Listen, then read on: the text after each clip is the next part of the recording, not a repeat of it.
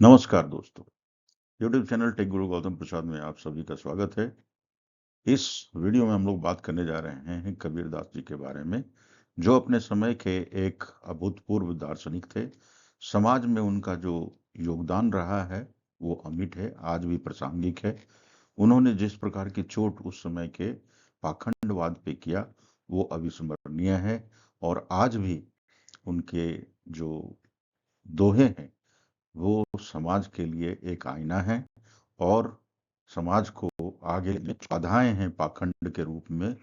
दर्शन दर्शन के क्षेत्र में और अध्यात्म के क्षेत्र में उनका योगदान अविस्मरणीय रहेगा, और आज भी उनका नाम अच्छे स्पिरिट में लिया जाता है। चलिए उनके बारे में बातें करते हैं, जो भारत के एक सार्वकालीन आध्यात्मिक गुरु थे। कबीरदास जी का प्रारंभिक जीवन जो था वो बड़ा ही कष्टमय था, क्योंकि वो बहुत ही गरीब परिवार में पाले पोसे गए। उनका जन्म कहीं और हुआ था, और उनके माता पिता को किसी कारण से उसको उनका त्याग करना पड़ा। और कहा जाता है कि उनके माता पिता ने त्याग के रूप में उसे नदी में बहा दिया था, और वो नदी में बहते बहते वाराणसी के एक दंपत्ति नीरू और नीमा, जो कि मुस्लिम बुनकर थे, उनको मिला, और उन्होंने उन्हें पाल पोस कर बड़ा किया। तो ये बात है लगभग 1440 ईस्वी की, और वाराणसी काशी की घटना है, जहाँ पे ये मुस्लिम दंपत्ति जो है मिल करके उनका पालन पोषण करते हैं, लेकिन उन्हें किसी धर्म से नहीं बांधते हैं। उनका विचार जो है स्वतंत्र रखने के लिए उन्हें छोड़ देते हैं, जो कि उस समय के अनुसार बहुत बड़ी बात थी। चूंकि वो मुस्लिम परिवार में पले बढ़े, तो उन पे जो मुस्लिम परिवार के जो तौर तरीके हैं वो थोपा नहीं गया। कहा जाता है कि उनका जो जब वो बह करके नदी में आ रहे थे, तो ऐसा माना जाता है कि उनको जो बच्चा मिला था वो प्रतीत हो रहा था किसी हिंदू का बच्चा है। इसलिए उन्हें दोनों तरह के भाव और विचार रखने के लिए स्वतंत्र छोड़ दिया गया, और ये काम उनके माता पिता ने किया कि उन पे कोई भी मुस्लिम परिवार के जो तौर तरीके होते हैं उन्हें थोपा नहीं गया। उनके माता पिता पेशा से बुनकर थे, जिनका काम होता है कपड़ा बुनना और उसे बाजार में बेचना। बेसिकली इस काम से उनका पालन पोषण होता था, और इसी परवरिश में वो पले बढ़े। इसलिए कभी कभी कबीर का जो पिक्चर में दिखाया जाता है, जो फोटोग्राफ वगैरह में देखे होंगे कि वो चरखा चला रहे हैं या कपड़ा बुनते हुए दिखाए जाते हैं, तो बेसिकली वो बुनकर परिवार से थे, और कपड़ा बुनना उनका पेशा था।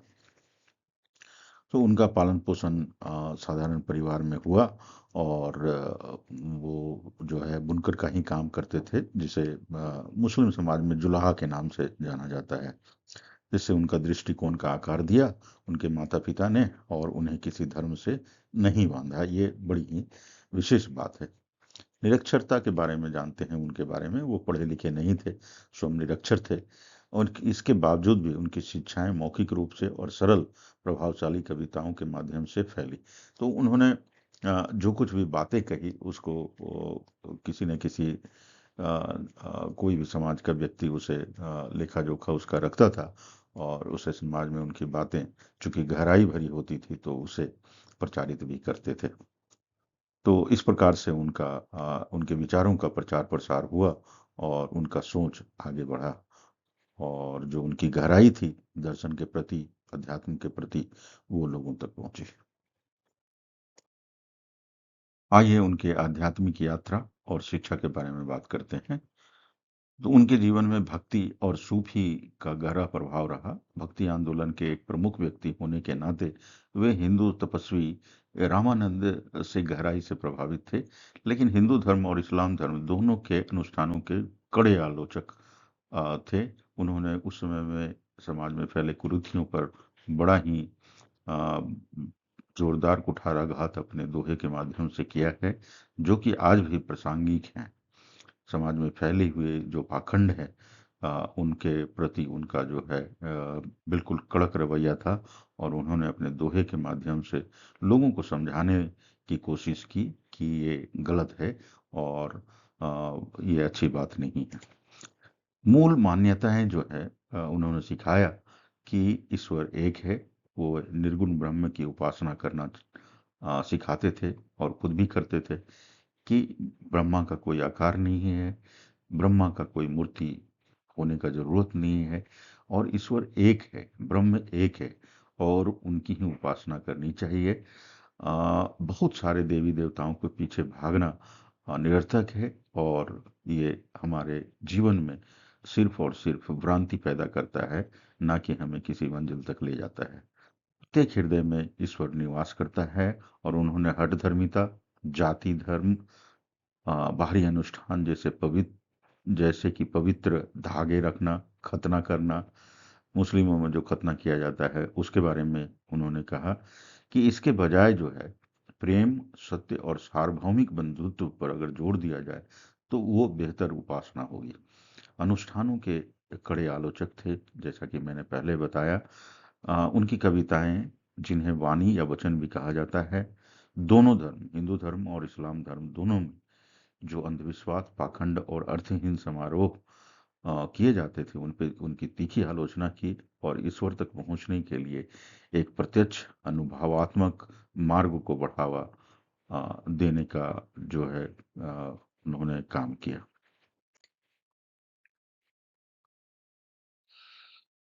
कबीर के सबसे लोकप्रिय दोहों में अगर हम लोग झांक कर देखें तो उसमें आत्मचिंतन, गुरु के महत्व और सार्वभौमिक सत्यों पर केंद्रित दिखाई देते हैं, जिनमें उनके प्रचलित दोहे में से कुछ एक का यहाँ पर जिक्र किया गया है, जिसे हम बारी बारी से देखेंगे। सो पहला है, बुरा जो देखन में चला, बुरा न मिलिया कोई, जो दिल ढूंढा आपना, मुझसे बुरा न कोई। अगर हम दूसरों की बुराई देखते चलते हैं तो ये बुराई तो अनंत है, समाज में अनंत बुराई फैला हुआ है, लेकिन खुद के अंदर झांकना जो कि अध्यात्म सिखाता है, अगर हम लोग खुद के अंदर झांकें तो हमें तमाम बुराइयां हैं जिसे हम नष्ट कर सकते हैं, जिसे हम हटा सकते हैं, जिसका हम त्याग कर सकते हैं और खुद के हृदय को निर्मल बना सकते हैं। तो इस बात पर उन्होंने जोर दिया।